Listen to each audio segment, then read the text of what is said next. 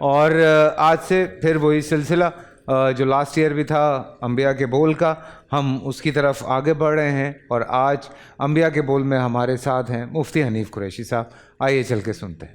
بسم اللہ والصلاۃ والسلام علی رسول اللہ۔ معزز ناظرین و سامعین، رمضان المبارک میں بول چینل کی خصوصی رمضان ٹرانسمیشن، جس میں ہمارا ایک سیگمنٹ اور سلسلہ ہے انبیاء کے بول۔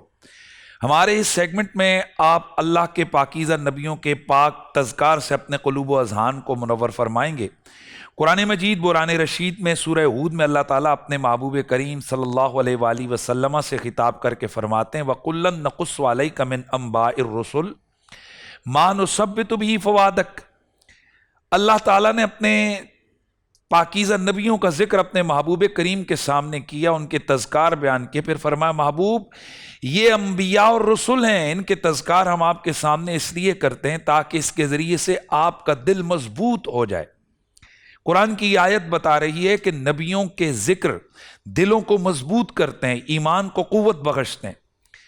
ہماری آج کی گفتگو میں انشاءاللہ ہم یہ بیان کریں گے کہ نبی کون ہوتا ہے، کتنے انبیاء کرام تشریف لائے، قرآن مجید میں کتنے نبیوں کا ذکر ہوا ہے، اور انبیاء کرام کو اللہ تعالیٰ کیوں بھیجتے ہیں، اور اس کے ساتھ ساتھ انشاءاللہ روزانہ ہم کسی نہ کسی اللہ کے پاک نبی کا ذکر آپ کو سنائیں گے۔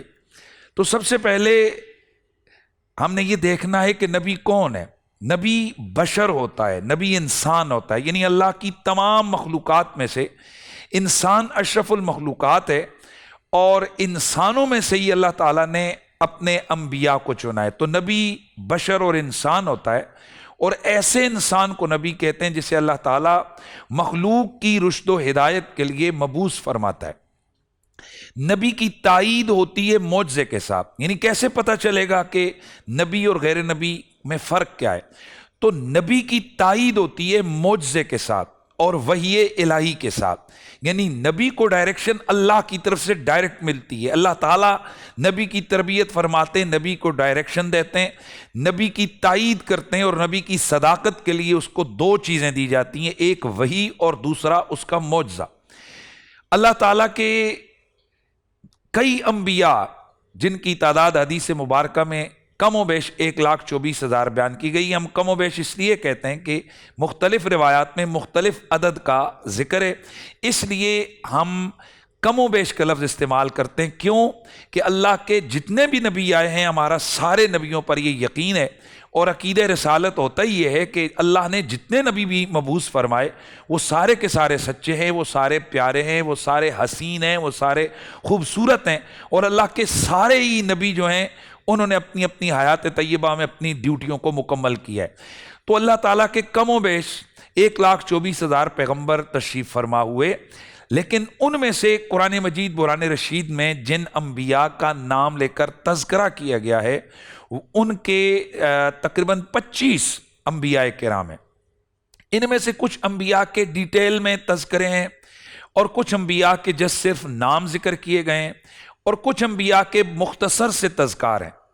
تو اللہ تعالیٰ کے جتنے بھی نبی جن کے تذکرے قرآن میں ہیں یا بعض احادیث میں اللہ کے انبیاء کے تذکرے ہیں، ان میں سے بالاتفاق علماء اللہ تعالیٰ کے نبیوں میں جو پہلے نبی ہیں وہ حضرت سیدنا آدم علیہ السلام ہیں۔ آدم علیہ السلام یہ اللہ تعالیٰ کے پہلے نبی ہیں، یہ پہلے انسان بھی ہیں، یہ پہلے بشر بھی ہیں۔ حضرت آدم علیہ السلام کا تذکرہ قرآن مجید کی مختلف صورتوں میں ہے۔ لفظ آدم قرآن مجید میں 25 مرتبہ آیا ہے، اور حضرت آدم علیہ السلام کا تذکرہ تقریباً قرآن مجید میں 16 مقامات پر کیا گیا ہے۔ حضرت سیدنا آدم علیہ السلام کی جو تخلیق ہوئی ہے اس کا بھی تذکرہ قرآن مجید میں موجود ہے۔ حضرت آدم علیہ السلام کے دیگر واقعات بھی قرآن مجید میں موجود ہیں۔ جناب آدم علیہ السلام کی تخلیق سے قبل اللہ وحدہ لا شریک نے ملائکہ سے فرمایا کہ اے فرشتوں، میں ایک اپنا نائب پیدا کرنے لگا ہوں۔ انبیاء کرام اللہ کے نائب ہوتے ہیں، یہ بھی ہمیں ذہن میں ہونا چاہیے۔ کیوں کہ وہ زمین پر خلیفۃ اللہ ہوتے ہیں، وہ اللہ وحدہ لا شریک کے احکام مخلوق کو پہنچاتے ہیں. تو اللہ تعالیٰ نے فرمایا کہ اے فرشتوں میں ایک نائب زمین میں پیدا کرنے لگا ہوں.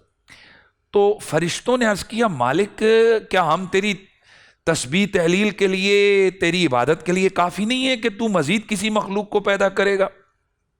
وَنَحْنُ نُسَبِّحُ بِحَمْدِكَ وَنُقَدِّسُ لَكَ قَالَ إِنِّي أَعْلَمُ مَا لَا تَعْلَمُونَ. مالک کی طرف سے پیغام آیا، حکم آیا، اے ملائکہ جو میں جانتا ہوں وہ تم نہیں جانتے. چنانچہ اللہ وحدہ لا شریک نے حضرت آدم علیہ السلام کے جسد اطہر کو تیار کروایا، اور پھر حضرت آدم علیہ السلام کے جسد اطہر جو کہ مٹی سے، کھنکھناتی مٹی سے تیار کیا گیا، اس کے مختلف مرحلے ہیں. پہلے وہ مٹی کیچڑ بنی، کیچڑ گارا بنی، اور پھر ان کا جسد اطہر تیار ہوا، پھر وہ کھنکھناتی مٹی بنی. پھر اللہ وحدہ لا شریک نے حضرت آدم علیہ السلام کے جسم میں روح کو ڈالا. تو جناب حضرت آدم علیہ السلام کی تخلیق مبارکہ ہوئی. سب سے پہلا لفظ جو حضرت آدم علیہ السلام کی زبان پر جاری ہوا وہ تھا کہ آپ نے پڑھا الحمدللہ رب العالمین. حضرت سیدنا آدم علیہ السلام کی تخلیق کے بعد مالک ارض و سما نے فرشتوں کو حکم دیا کہ اے فرشتوں اسجدوا لآدم، میرے آدم کو سجدہ کرو. تو سارے کے سارے فرشتے حضرت آدم علیہ السلام کے آگے سجدے میں گر گئے. معزز ناظرین و سامعین، یاد رکھیے کہ مخلوق کو یہ جو سجدہ کروایا گیا یا اور انبیاء کرام کے ادوار میں مخلوق کو سجدے ہوتے رہے، جیسے حضرت یوسف علیہ السلام کو ان کے بھائیوں نے سجدہ کیا، آدم علیہ السلام کو اللہ تعالیٰ نے فرشتوں سے سجدہ کروایا. تو یہ سجدہ عبادت نہیں تھا، یہ سجدہ تعظیم تھا. سجدہ عبادت صرف اللہ کے لیے روا ہے، یہ سجدہ تعظیم تھا، اور تعظیم کا سجدہ بھی پچھلی امتوں میں جائز تھا. رسول اللہ صلی اللہ علیہ وآلہ وسلم کی امت میں اس سجدے کی بھی گنجائش اور اجازت نہیں. اللہ کے نبی نے اس سجدے سے بھی امت کو منع کر دیا.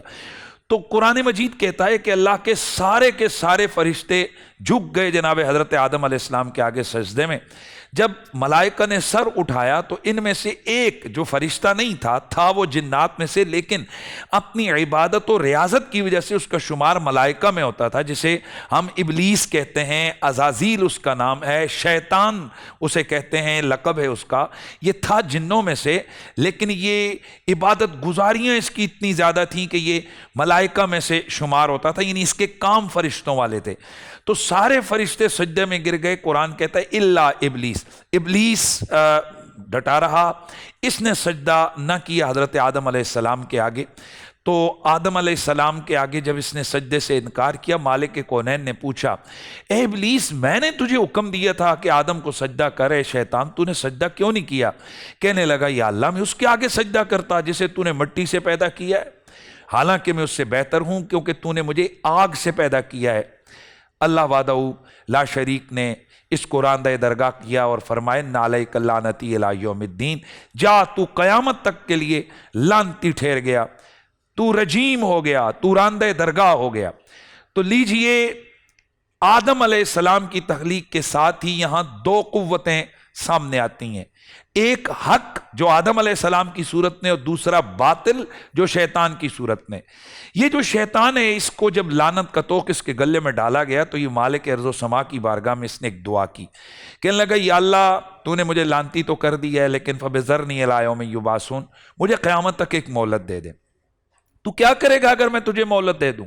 تو کہنے لگا مالک کونین میں تیرے بندوں کو گمراہ کروں گا. یعنی اس کی چڑ آ گئی، دشمنی آ گئی آدم علیہ السلام کی اولاد کے ساتھ، کیونکہ ان کے آگے سجدے سے انکار کی وجہ سے یہ راندہ درگاہ الہی ہوا. تو کہنے لگا مالک تو مجھے موقع دے دے قیامت تک کے لیے تاکہ میں آدم کی اولاد کو گمراہ کروں. اللہ تعالیٰ نے فرمایا جو میرے پیارے بندے ہوں گے نا ان پر تیرا کوئی داؤ، کوئی چکر، کوئی مکر نہیں چلے گا. چنانچہ اسے مالک کونین نے راندہ درگاہ کیا اور یہاں سے حق اور باطل دو قوتیں سامنے آتی ہیں. معزز ناظرین و سامعین، یہ جو شیطان ہے تو اسے اللہ تعالیٰ نے حکم دیا، اسے اللہ تعالیٰ نے فرمایا جو میرے بندے ہوں گے نا، میرے بندے، وہ تیرے چکر اور تیرے داؤ اور مکر میں نہیں آئیں گے.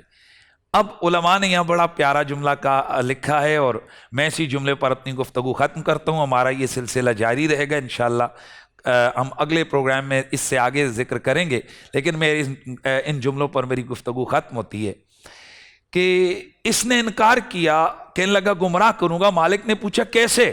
کہنے لگا میں آگے سے, دائیں سے, بائیں سے, پیچھے سے, چاروں طرف سے آ کر آدم کی اولاد کو گھیروں گا, ان کو گمراہ کروں گا. اللہ اکبر. اس نے 2 جہتیں بیان نہیں کی ہیں, ایک نیچے اور ایک اوپر والی. علماء کہتے ہیں کہ اس نے 4 سمتیں اپنے لیے, 4 جہتیں اپنے لیے چن لی. مالک نے فرمایا جا 4 جہتیں تجھے دے دیتا ہوں, تو چاروں طرف سے آ کر حملہ کرنا میرے آدم کی اولاد پر. لیکن 2 جہتیں ایسی ہیں, ایک میرے بندے کے لیے اور ایک میرے لیے. وہ کیسے؟ فرمایا میرا بندہ جب میری بارگاہ میں جھکے گا تو اوپر والی جہت سے میں اس پر اپنا کرم کروں گا, وہ جو تیری چاروں طرف والی تیری اس کی گمراہی میں ڈالنے والی کوشش ہوگی, میں اس کو مغفرت اور بخشش کے ساتھ اس کے گناہوں کو معاف کر دوں گا. معزز ناظرین, ہمارا یہ سلسلہ جاری رہے گا. انشاءاللہ کل ہم ایک نئے انداز سے گفتگو کے ساتھ حاضر ہوں گے. اللہ تعالیٰ ہم سب کو رمضان کی بابرکت ساتھ نصیب فرمائی ہیں, تو اللہ اس سے رحمتیں, برکتیں اور نیکیاں سمیٹنے کی توفیق عطا فرمائے. السلام علیکم ورحمۃ اللہ تعالی وبرکاتہ.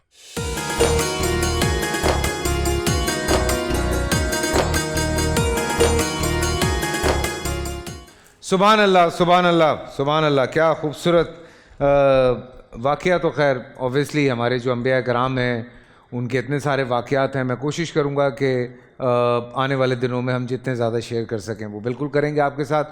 خوبصورت انداز, خوبصورت بیان آپ لوگوں نے سنا. لیکن ہم جب بریک سے واپس آئیں گے تو یہاں پہ وہی موضوع اور ہمارے جو علماء کرام ہیں ان کی ڈسکشن بہت ضروری ہے زندگی میں چیزوں کو صحیح کرنے کے لیے. چھوٹی چھوٹی کہیں پہ کنفیوژن ہوتی ہے تو وہ دور ہو جاتی ہے. پورا سال انتظار تھا اس رمضان میں, 30 دن 6 ٹیمز, 12 کنٹیسٹنٹس, کیش کا پاؤں. اب گیم وہ ہوگا جسے آپ کا نہیں ہوگا, جس نے جو کرنا تھا کر لیا. لاکھوں عوام کو دینے کا ذمہ ان میں حصہ.